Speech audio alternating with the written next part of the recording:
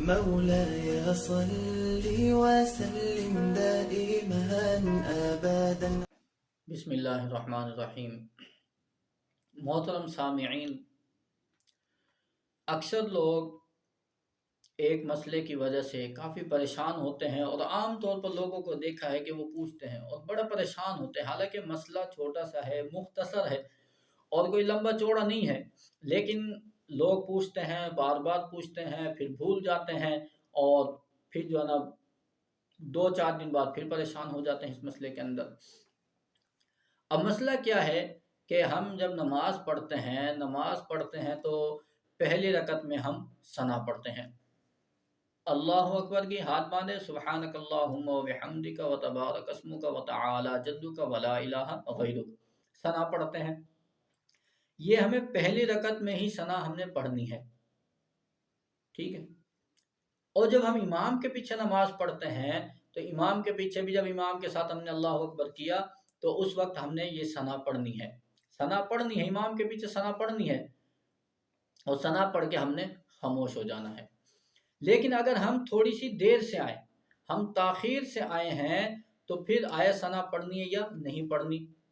تو اس وقت اگر امام نے قرات شروع کر دی تو پھر ہم ثنا نہیں پڑھیں گے، امام نے قرات شروع کر دی تو پھر ہم ثنا نہیں پڑھیں گے، بس اللہ اکبر اور چپ کر کے امام کے پیچھے کھڑے ہو جائیں گے۔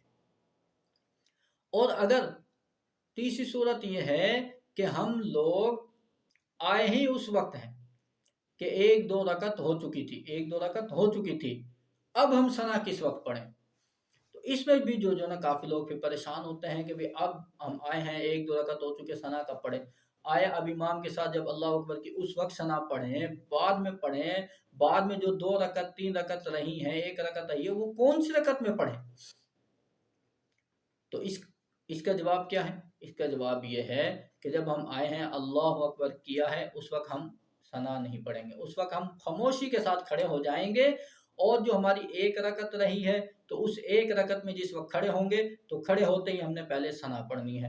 اگر ہماری 2 رکعت رہی ہیں تو 2 رکعت جب ہم پڑھیں گے تو جب جیسے ہی کھڑے ہوں گے تو ان میں سے جو پہلی ہوگی اس میں پڑھیں گے۔ تو مطلب یہ ہے کہ 2 رہیں، 3 رہیں، 1 رہے، تو جو اس میں سے پہلی ہوگی، جیسے ہم کھڑے ہوں گے، کھڑے ہوتے ہی ہم ثنا پڑھیں گے۔